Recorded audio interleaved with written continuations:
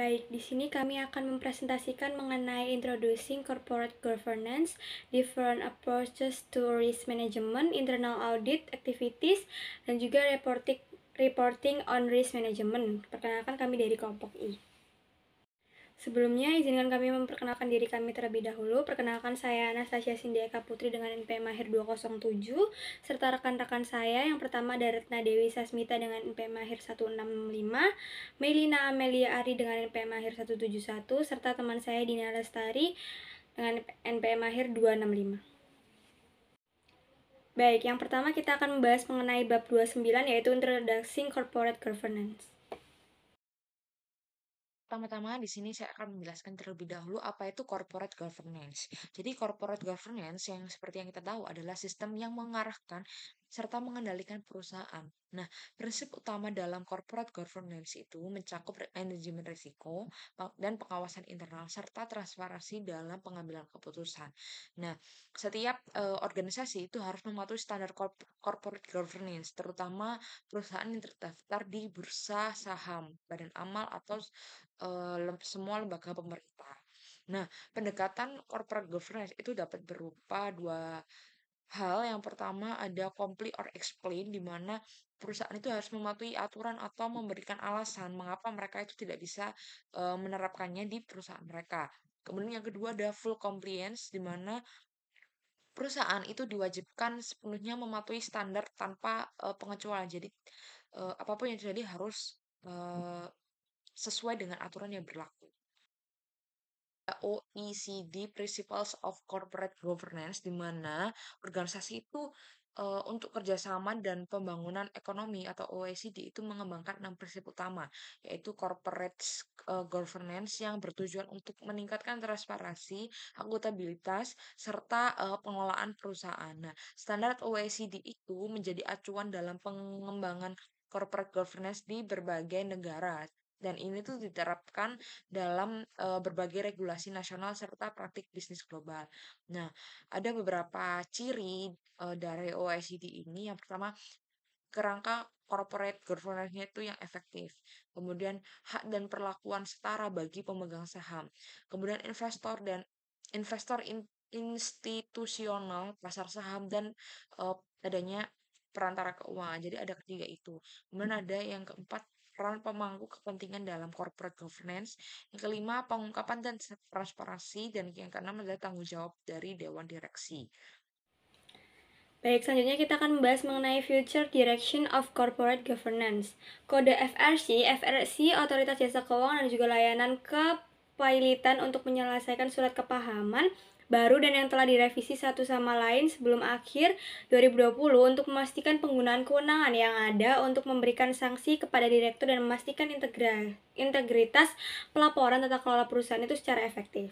Nah, pemerintah tetap memiliki hak untuk melibatkan diri lebih jauh jika tindakan lebih lanjut diperlukan. Selanjutnya adalah London Stock Exchange Corporate Governance Framework. Nah, Bursa Efek London atau LSI telah mengeluarkan panduan tentang tata kelola perusahaan yang fokusnya adalah pada efektivitas dewan direksi. Menurut LSI, tata kelola perusahaan adalah tentang manajemen organisasi yang efektif, tanggung jawab yang sesuai, dan peran manajer senior dan anggota dewan direksi dalam organisasi. Nah, pentingnya tanggung jawab, kewajiban, dan penghargaan anggota dewan ditekankan untuk mencakup pengaturan untuk yang pertama, menentukan keanggotaan dewan, kedua, akuntabilitas anggota dewan, tiga, pendelegasian wewenang dari dewan, dan yang keempat adalah remunerasi anggota dewan. Selanjutnya adalah London Stock Exchange Corporate Governance Framework. Tetap sama, tetapi membahas mengenai tanggung jawab anggota dewan harus dipenuhi dalam 5 bidang penting. Yang pertama, pemikiran strategis, perencanaan dan implementasi. Kedua, tanggung jawab sosial perusahaan. Ketiga, manajemen resiko yang efektif. Yang keempat, audit dan jaminan resiko. Dan yang kelima adalah pengungkapan yang lengkap dan akurat. Secara umum diterima bahwa seorang direktur non-eksekutif yang efektif akan menunjang tinggi standar etika tertinggi berupa integritas dan kejujuran. Kedua, mendukung para eksekutif dalam kepemimpinan mereka terhadap bisnis. Ketiga, memantau perilaku eksekutif. Yang keempat, mempertanyakan, berdebat, dan menantang, dan membuat keputusan secara objektif. Kelima, mendengarkan pandangan orang lain di dalam dan di luar dewan, dan keenam, mendapatkan kepercayaan dan rasa hormat dari anggota dewan lainnya. Yang ketujuh, mempromosikan standar tata kelola perusahaan yang lebih tinggi, dan yang kedelapan adalah mengupayakan kepatuhan terhadap ketentuan kode tata kelola yang berlaku. Yang selanjutnya adalah Corporate Governance for a Financial Service Organization. Nah, sebagian besar organisasi keuangan, termasuk bank, membuat pedoman tata kelola perusahaan internal mereka sendiri. Biasanya, pedoman ini akan mencangkup kualitas direktur, tanggung jawab direktur, dan tanggung jawab serta wewenang yang didelegasikan kepada komite dewan. Nah, bagian utama dari upaya memastikan tata kelola perusahaan yang memuaskan bagi suatu lembaga keuangan adalah pelatihan dan induksi yang memadai bagi anggota dewan. Nah, biasanya program orientasi bagi anggota dewan baru akan mencangkup perincian tentang beberapa hal berikut. Yang pertama yaitu kerangka hukum dan peraturan, kemudian ada manajemen risiko, kemudian ada manajemen modal dan akuntansi kelompok, kemudian ada sumber daya manusia dan kompensas, kemudian ada komite audit, audit internal, dan juga audit eksternal, dan juga yang terakhir yaitu komunikasi termasuk branding. Yang selanjutnya adalah corporate governance for a government agency. Nah, bagi lembaga pemerintah, pengaturan tata kelola perusahaan yang kuat biasanya wajib. Selain itu, banyak juga lembaga pemerintah dengan alasan utama untuk memperhatikan manajemen risiko adalah untuk memastikan bahwa pengaturan tata kelola perusahaan yang memadai sudah ada. Dengan kata lain, motivasi untuk memastikan standar manajemen risiko yang baik di lembaga pemerintah pada umumnya adalah keinginan untuk mendukung pengaturan tata kelola perusahaan di lembaga tersebut. Nah, di sini ada tabel tata kelola perusahaan dalam lembaga pemerintah. Nah, pada bawah sendiri ini ada tanda panah ke atas dan juga tanda panah ke atas dan juga ke bawah. Fungsinya itu untuk menunjukkan pengaruh atau pemberitahuan. Yang pertama yaitu ada strategi. Nah, strategi ini di dalamnya mencakup 4 hal, yaitu konteks strategis, kemudian sumber daya yang tersedia, harapan pengiriman, dan juga perubahan yang diperlukan. Kemudian ada kartu skor berimbang. Nah, pada kartu skor berimbang ini terdapat 4 poin, yaitu kerangka kerja yang diadopsi, kemudian keharusan strategis, status saat ini, dan juga tindakan yang sedang dilakukan. Kemudian dari strategis ini akan berpengaruh pada rencana bisnis, yaitu tindakan mendesak yang perlu diambil, kemudian jangka waktu penyelesaian, kemudian juga tanggung jawab atas tindakan yang diperlukan. Kemudian dari rencana bisnis akan memberikan informasi kepada komite eksekutif, yaitu tinjauan risiko bulanan, mengubah asumsi, kemudian perkiraan kinerja, kemudian ada standar dan metrik kinerja risiko yang disepakati. Yang komite eksekutif ini akan berpengaruh pada kartu skor berimbang. Kemudian rencana bisnis dan juga komite eksekutif ini juga akan mempengaruhi terhadap risiko perusahaan. Yang pertama yaitu risiko jangka panjang strategis, kemudian risiko jangka menengah taktis, kemudian risiko jangka pendek operasional, dan yang terakhir yaitu risiko diidentifikasi dan ditingkatkan dari daftar risiko proyek, program, dan juga lokal. Seri selanjutnya ada evaluasi kinerja dewan. Nah, dewan itu memiliki tanggung jawab keseluruhan atas organisasi dalam hal menetapkan strategi dan memastikan tata kelola yang memuaskan. Ketika dewan direktur eksekutif dan non eksekutif itu menjadi anggota dewan yang sama, ini akan disebut sebagai dewan kesatuan atau unitary board. Di banyak organisasi, dewan itu hanya terdiri dari direktur non-eksekutif dan disebut sebagai dewan pengawas atau supervisory board. Dan jika dewan pengawas ada, direktur eksekutif itu akan bertemu sebagai komite eksekutif. Pemisahan direktur non-eksekutif dan eksekutif ke dalam komite terpisah itu kadang-kadang disebut sebagai struktur dewan dua tingkat atau two-tier board structure, yang biasanya struktur dewan dua tingkat ini digunakan dalam organisasi amal dan sektor publik. Dimana praktik standar bagi dewan itu adalah mengidentifikasi masalah-masalah yang akan tetap menjadi otoritas dan tanggung jawab akhir dewan. Nah, masalah-masalah ini itu biasanya disebut sebagai masalah yang dicadangkan untuk dewan atau matters reserved for the board. Nah, salah satu area tanggung jawab utama dewan yang biasanya tidak didelegasikan itu adalah menetapkan selera resiko atau risk appetite untuk organisasi. Selanjutnya, setelah memutuskan masalah yang dicadangkan untuk dewan, organisasi besar itu biasanya membuat pernyataan delegasi otoritas atau disebut Statement of Delegation of Authority yang akan menjadi dokumen penting terkait struktur tata kelola dalam organisasi. Nah, dalam memastikan standar tata kelola yang memuaskan, termasuk manajemen resiko dan pengendalian internal, direktur eksekutif, manajemen, dan staf itu mewakili 3 tingkat manajemen dalam organisasi. Dan bersama-sama mereka ini adalah garis pertahanan pertama atau first line of defense.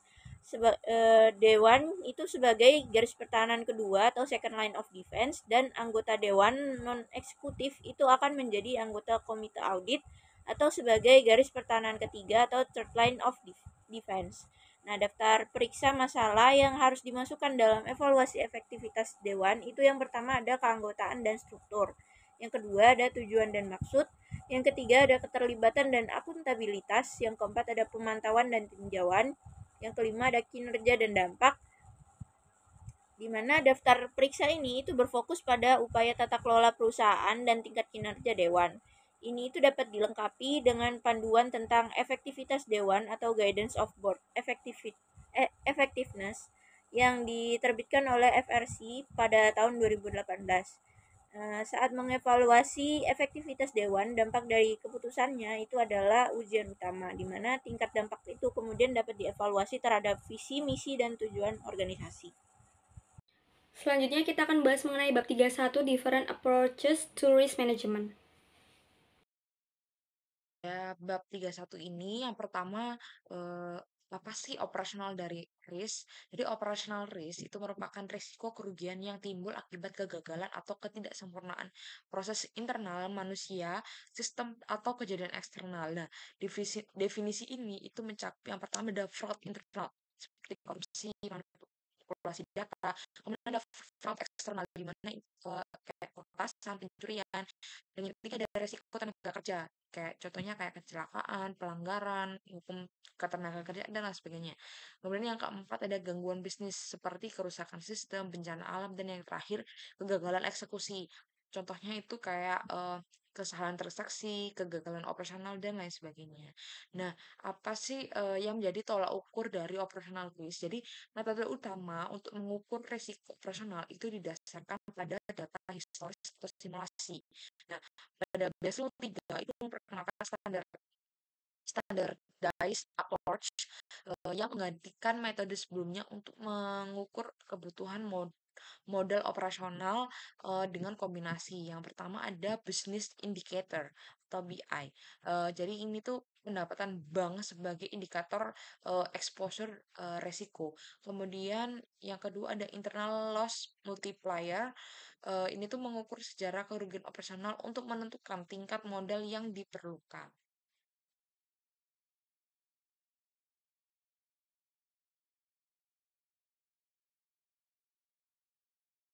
Kesulitan dalam pengukuran operasional risk atau hambatan apa aja yang dihadapi ketika mengukur dari resiko risk personal ini. Yang pertama ada variasi tipe risiko. Jadi risiko itu sangat beragam, mulai dari kesalahan manusia hingga peretasan cyber. Jadi perlu memakan banyak waktu. Kemudian kurangnya data historis. Data untuk kejadian langka seperti bencana atau skandal besar itu seringkali terbatas. Apalagi kalau contohnya bencana itu kan bisa saja rusak karena banjir atau lain sebagainya. Kemudian kesulitan dalam distribusi resiko. Jadi beberapa resiko itu tidak mudah dikategorikan atau diukur secara kuantitatif. Apalagi tipe resiko tadi juga sangat banyak. Kemudian yang keempat ada dampak tidak langsung. Jadi bisa jadi terjadi kerugian seperti kehilangan kepercayaan pelanggan atau reputasi itu sulit dihitung dan dalam nilai finansial. Jadi karena kesulitan ini, bank dan perusahaan itu dapat menggunakan kombinasi metode kuantitatif dan kualitatif dalam pengelolaan risiko operasional mereka. Nah, di sini kita akan bahas mengenai development in operational risk. Sebelum mempertimbangkan perkembangan resiko operasional, perlu dicatat bahwa kekhawatiran tentang resiko operasional itu bersifat universal di semua organisasi. Nah, tanggung jawab untuk mengelola resiko dan penerapan kontrol biasanya berada di tangan manajer lini.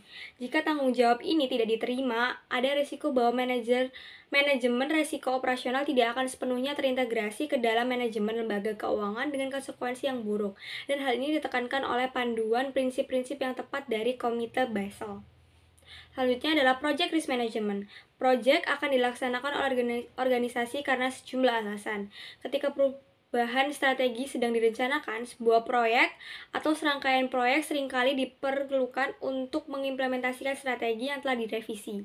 Selain itu, perbaikan pada proses inti operasional akan memerlukan perubahan yang akan diimplementasikan dengan melaksanakan sebuah proyek. Pemilihan proyek dan program kerja menentukan taktik organisasi untuk mengimplementasikan strategi, penting untuk membedakan antara manajemen risiko. Selanjutnya adalah development of project risk management. Nah, manajemen risiko proyek merupakan salah satu jenis manajemen pengendalian. Proyek dapat berkaitan dengan menyampaikan pengembangan atau peningkatan proses yang terbatas, spesifik, atau taktis. Seperti yang pertama, konstruksi, kedua produk, ketiga sistem 2, yang keempat teknologi, dan yang kelima adalah pasar. Selanjutnya adalah uncertainty in project. Untuk mengelola ketidakpastian dalam proyek, organisasi itu memiliki berbagai tindakan yang dapat diambil. Organisasi dapat memutuskan untuk merespon dengan salah satu cara seperti berikut. Yang pertama, ada menerima risiko atau ketidakpastian. Kedua, menyesuaikan kegiatan dan prosedur. Ketiga, mengadopsi rencana dan tanggapan darurat. Dan yang keempat adalah menghindari risiko atau ketidakpastian. Selanjutnya adalah development in operational risk. Nah, ini terdapat dua gambar. Kita lihat dulu gambar 31.1 itu risk matrix to represent project risk. Nah, ini itu terdapat garis vertikal dan juga horizontal. Untuk vertikalnya sendiri itu cost increases, dan yang horizontal itu time delay. Nah, ini juga terdapat beberapa garis namanya comfort zone, terus ada courteous zone, dan juga concern zone. Setelah ada critical zone, ini yang paling tinggi. Nah, terdapat beberapa garis yang melengkung itu namanya supplier feature, weather description, dan juga adverse ground condition. Setelah ada machine breakdown. Jadi ini ada beberapa zona, 4 zona. Di bawah garis yang pertama, yang paling bawah, yang tengah, dan juga tengah ke atas, dan paling atas. Lalu yang gambar kedua adalah 31.2 itu boutique to represent project risk. Nah, ini stage of projectnya itu ada inception, planning, execution, dan juga closure. Nah, ini sangat berhubungan erat, uncertainties, sehingga menghasilkan impact of risk. Nah, ini impact of risk-nya itu quality, cost, time, dan juga compliance. Yang selanjutnya yaitu ada project life cycle. Nah, di sini ada gambar yang mengilustrasikan tahap-tahap utama dalam siklus hidup proyek. Adapun fitur tambahan penting dari penilaian risiko proyek adalah bahwa persyaratan klien harus selalu menjadi yang terpenting. Klien mungkin berada di luar organisasi, tetapi terkadang merupakan bagian dari organisasi yang sama. Nah, siklus hidup proyek ini terdiri dari 4 tahap. Tahapan-tahapan tersebut yaitu ada permulaan proyek, perencanaan proyek, pelaksanaan proyek, dan juga penutupan proyek. Yang pertama yaitu ada permulaan proyek. Nah, permulaan proyek ini adapun aktivitas di dalamnya yaitu ada studi kelayakan, kemudian garis besar dari rencana biaya, kemudian juga ada janji temu dengan klien. Kemudian siklus hidup yang kedua yaitu perencanaan proyek. Nah, perencanaan proyek ini mencakup aktivitas yaitu desain detail, kemudian ada penjadwalan proyek, kemudian juga ada pengadaan. Kemudian siklus yang ketiga yaitu ada pelaksanaan proyek. Nah, pelaksanaan proyek ini mencakup aktivitas yang pertama ada konstruksi, kemudian ada pelaporan biaya, dan juga pemeriksaan kualitas. Kemudian yang terakhir yaitu ada penutupan proyek ini berisi aktivitas yaitu serah terima dan juga tinjauan proyek. Nah, setiap tahap siklus hidup proyek akan memiliki resiko dan ketidakpastian yang signifikan.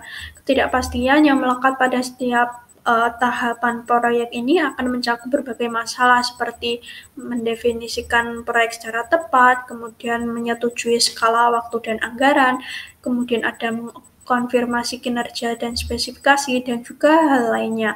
Nah, perlu juga ada pengaturan untuk perubahan dan pengembangan dalam spesifikasi proyek, serta pengaturan untuk setiap penyimpangan dari keadaan yang diharapkan. Yang selanjutnya yaitu ada opportunity in projects.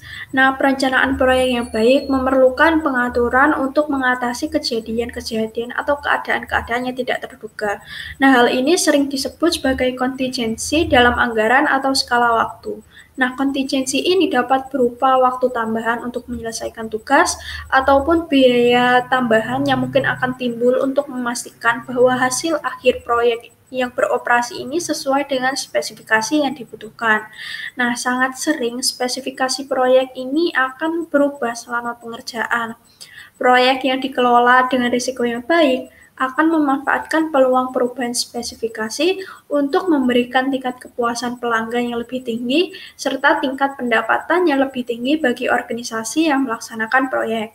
Nah, peluang utama yang ditawarkan dengan melaksanakan proyek adalah bahwa proyek tersebut akan terbukti menjadi taktik yang tepat untuk mencapai tujuan strategis bagi suatu perusahaan. Nah, selain meraih peluang yang ditawarkan dengan melaksanakan proyek, suatu perusahaan ataupun suatu organisasi juga ingin memanfaatkan peluang yang ditawarkan dalam proyek tersebut. Peluang ini dapat mengurangi biaya, mengurangi waktu, ataupun meningkatkan kualitas. Yang selanjutnya adalah Projectors Analysis and Management.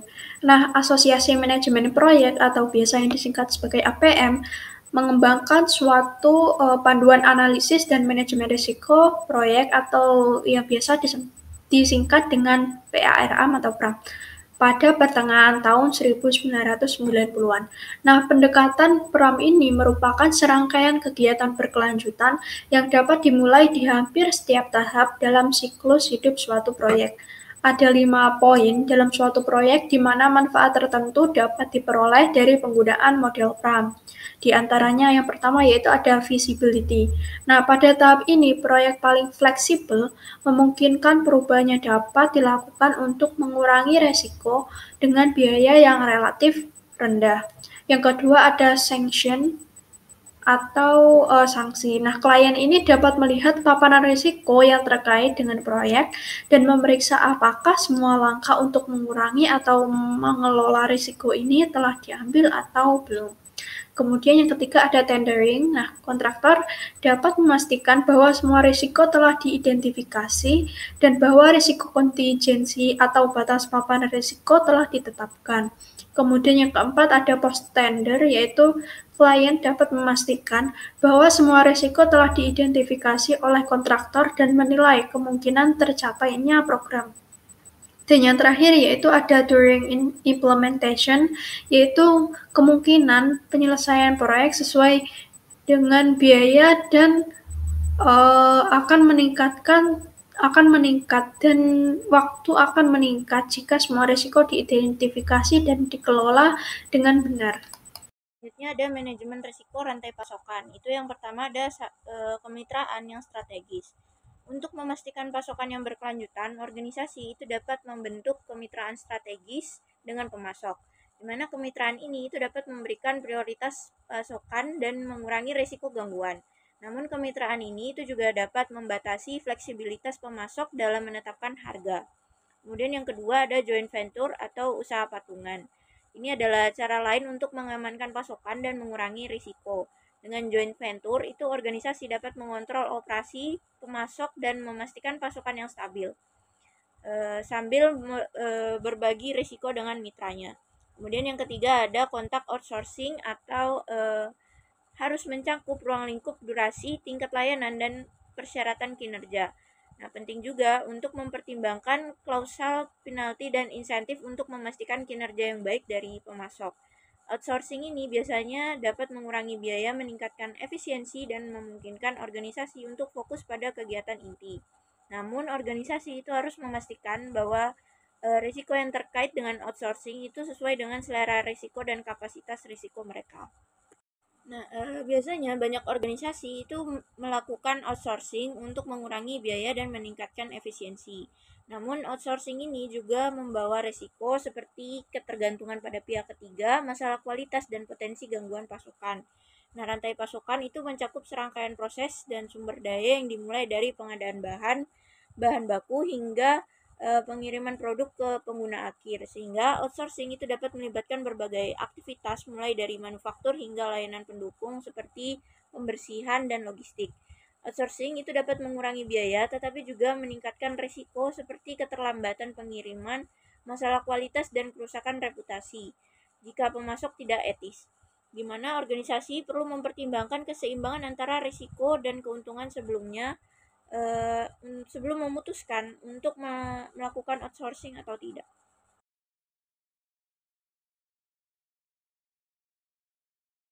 Baik, selanjutnya kita akan membahas bab 33 mengenai internal audit activities. 33 ini pertama-tama saya akan menjelaskan terlebih dahulu apa sih mengenai scope of internal audit. Jadi audit internal itu memiliki cakupan luas dan berhubungan erat dengan manajemen risiko. Nah, itu tuh ada beberapa fungsi audit internal yang berfokus pada yang pertama ada kepatuhan terhadap hukum dan standar yang berlaku. Kemudian yang kedua yaitu memberikan jaminan assurance kepada manajemen dan pemangku kepentingan. Yang ketiga ada menyediakan informasi untuk pengambilan keputusan. Yang keempat ada memastikan efektivitas proses operasional dalam organisasi. Jadi audit internal itu juga berperan dalam mengevaluasi kontrol internal untuk memastikan bahwa perusahaan itu mencapai tujuannya dengan cara yang efisien dan sesuai aturan. Nah, mm, peran utama audit internal dalam manajemen risiko itu meliputi yang pertama memberikan jaminan bahwa proses manajemen risiko itu berjalan dengan efektif. Kemudian yang kedua yaitu mengevaluasi dan melaporkan risiko utama yang dihadapi eh, oleh perusahaan tersebut. Yang ketiga yaitu meninjau efektivitas pengendalian risiko yang diterapkan, dan yang keempat yaitu menghindari pengambilan keputusan dan pengelolaan risiko. Karena pada yang keempat ini itu adalah tugas manajemen bukan dari auditor. Jadi internal audit itu sangat berperan sebagai garis pertahanan ketiga dalam model Three Lines of Defense, di mana mereka itu bertugas untuk mengawasi kepatuhan dan efektivitas sistem manajemen risiko tanpa terlibat dalam pengambilan keputusan operasional.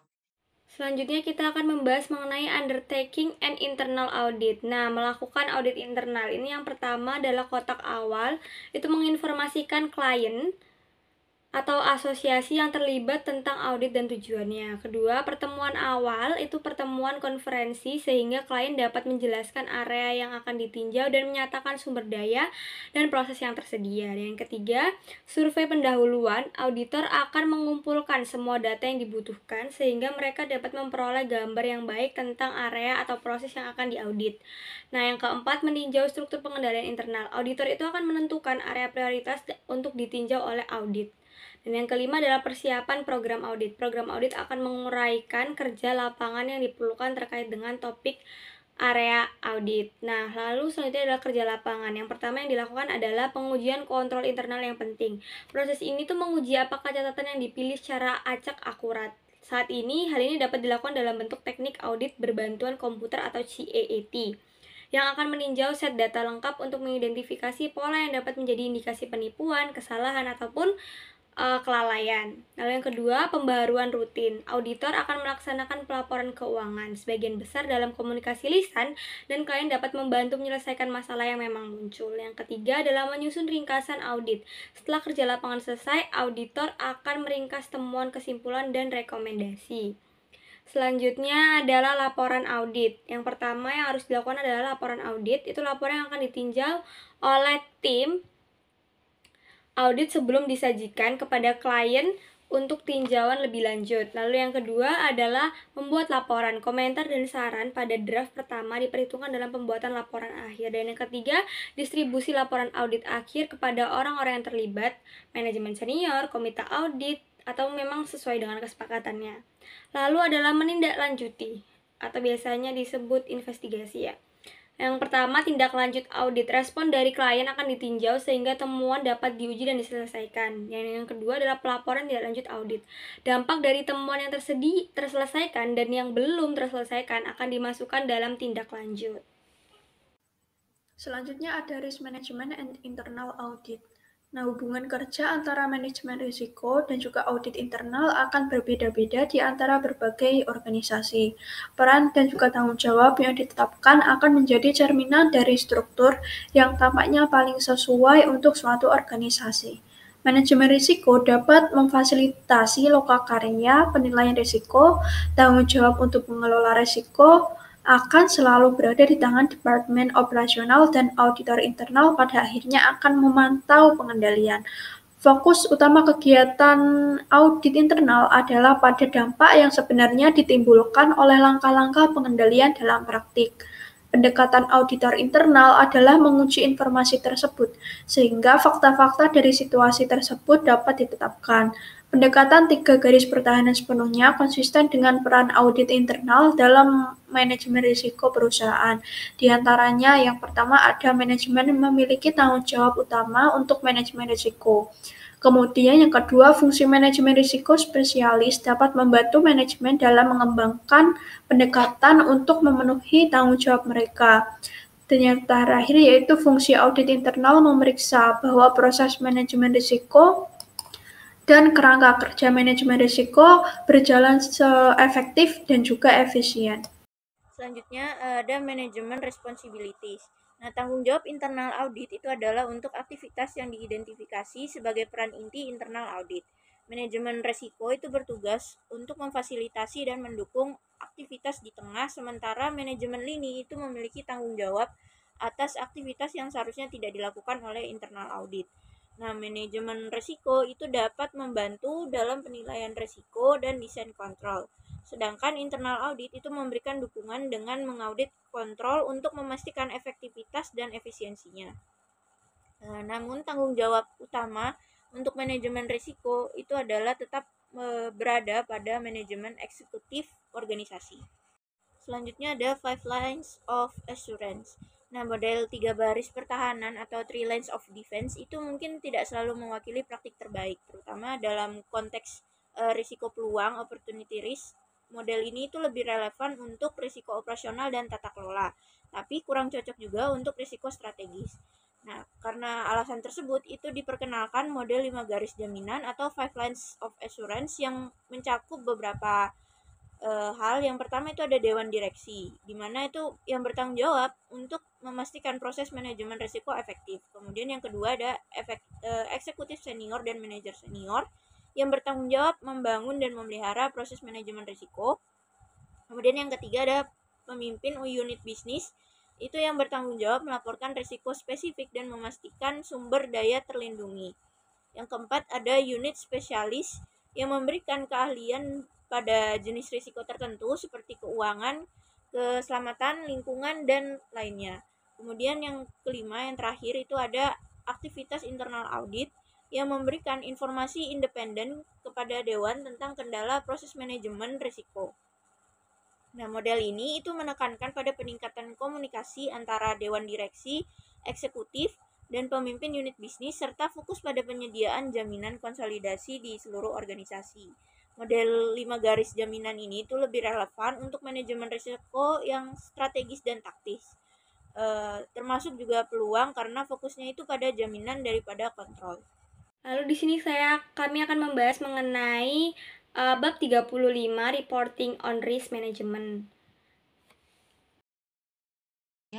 Risk reporting. Jadi risk reporting itu merupakan bagian terpenting dari manajemen risiko untuk memastikan transparansi dan akuntabilitas dalam organisasi.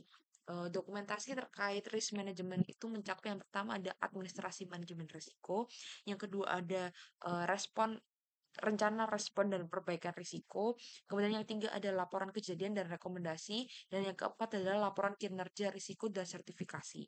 Tanggung jawab dewan dalam risk reporting itu juga penting. Yang pertama yaitu proses manajemen risiko. Jadi, dalam hal ini itu mengintegrasikan manajemen risiko dalam operasional perusahaan.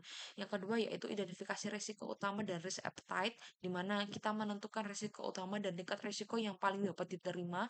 Yang ketiga ada budaya dan jaminan risiko, di mana kita juga memastikan budaya risiko itu tertanam di seluruh organisasi. Yang keempat ada profil risiko dan mitigasi. Kita juga meninjau profil risiko dan langkah mitigasi yang dapat diambil. Yang kelima yaitu ada monitoring dan evaluasi, di mana kita tuh memastikan pemantauan risiko itu dilakukan secara berkelanjutan. Dan yang keenam, komunikasi dan pelaporan risiko. Jadi di mana manajemen itu mengelola komunikasi internal dan eksternal terkait dengan risiko. Selanjutnya adalah Sarbanes-Oxley Act of 2002.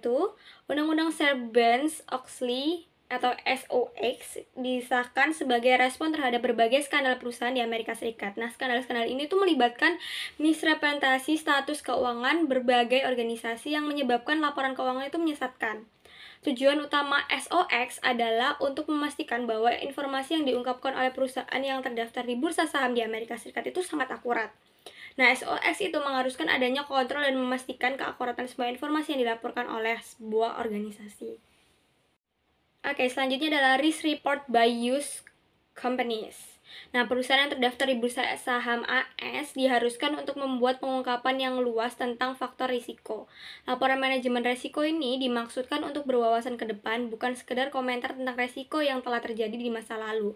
Daftar ini tuh biasanya diawali dengan komentar seperti faktor-faktor penting yang dapat menyebabkan kesulitan keuangan di masa mendatang termasuk, tetapi tidak terbatas pada, dan kemudian diikuti dengan daftar panjang dengan penjelasan terperinci. Nah, item yang tercantum itu biasanya meliputi yang pertama, ada perkembangan dan perubahan peraturan. 2, persaingan dalam bisnis kita, keputusan otoritas persaingan mengenai usulan usaha patungan, kepatuhan terhadap peraturan pemerintah, kondisi perekonomian secara umum, hilangnya pelanggaran strategis, biaya asuransi yang lebih tinggi untuk terorisme, sabotase ataupun pembajakan, kemampuan kami untuk mencapai penghematan biaya, fluktuasi biaya, perubahan mata uang dan suku bunga, gangguan di lokasi dan fasilitas utama, insiden yang diakibatkan oleh pengangkutan bahan berbahaya, pemogokan, perhentian kerja dan perlambatan kerja, gangguan akibat penyakit karyawan, penerimaan pasar terhadap layanan baru dan inisiatif pertumbuhan perusahaan, perubahan pola permintaan pelanggan dan perkembangan teknologi, gangguan pada infrastruktur, kondisi cuaca. Jika karyawan subkontraktor, maka perusahaan itu dianggap sebagai karyawan perusahaan. Nah, perubahan dalam undang-undang pajak juga sangat diperhitungkan, biaya yang lebih tinggi terkait dengan penerapan undang-undang Sarbanes-Oxley. Perubahan undang-undang lingkungan hidup juga sangat diperhatikan. Jadi banyak yang perlu diperhatikan di dalam faktor risiko ini. Yang selanjutnya ini ada Charities Risk Reporting. Secara umum, lembaga amal harus memiliki prosedur manajemen risiko terperinci yang secara umum setara dengan prosedur yang diwajibkan bagi departemen pemerintah atau perusahaan yang terdaftar di bursa saham. Nah, di sini ada beberapa prinsip-prinsip umum yang telah dimasukkan ke dalam prosedur manajemen risiko bagi badan amal. Yang pertama yaitu keterkaitan antara identifikasi risiko utama dan tujuan operasional dan strategis lembaga amal. Yang kedua, prosedur yang melampaui risiko keuangan hingga mencakup risiko operasional, kepatuhan, dan kategori risiko teridentifikasi lainnya. Yang ketiga, keterkaitan penilaian dan evaluasi risiko dengan kemungkinan terjadinya dan dampaknya jika peristiwa tersebut terjadi. Yang keempat, memastikan kegiatan penilaian risiko dan pemantauan berlangsung secara terus-menerus dan tertanam dalam prosedur manajemen dan operasional. Dan yang terakhir yaitu peninjauan dan pertimbangan wali amanat atas hasil utama identifikasi, evaluasi, dan juga pemantauan risiko.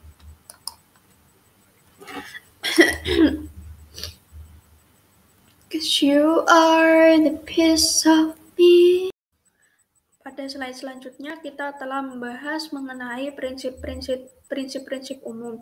Kemudian di sini ada laporan umum tentang manajemen risiko untuk lembaga amal kecil Ya, mungkin seperti berikut. Yang pertama yaitu proses penilaian risiko diberlakukan untuk mengidentifikasi risiko signifikan prioritas yang dihadapi oleh suatu lembaga amal. Yang kedua, kebijakan, protokol, dan prosedur manajemen risiko tertanam dalam operasi rutin. Yang ketiga, analisis strategi dilakukan untuk mengidentifikasi risiko signifikan yang dapat mempengaruhi penyampaian strategi.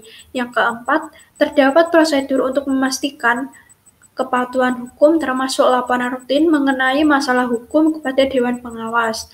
Dan yang terakhir yaitu para wali amanat menerima pelatihan mengenai isu-isu manajemen risiko dan tata kelola perusahaan yang relevan dengan lembaga amal. Selanjutnya ada pelaporan risiko di sektor publik.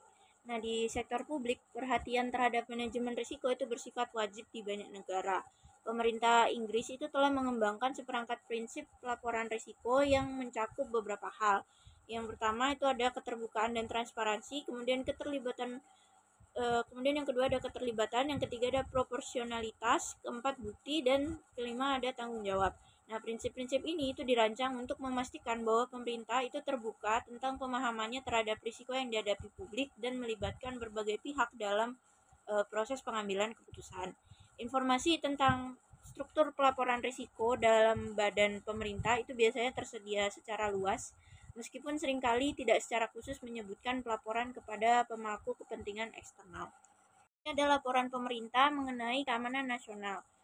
Salah satu kemajuan penting dalam komunikasi risiko itu adalah kesediaan pemerintah untuk lebih terbuka tentang ancaman keamanan nasional.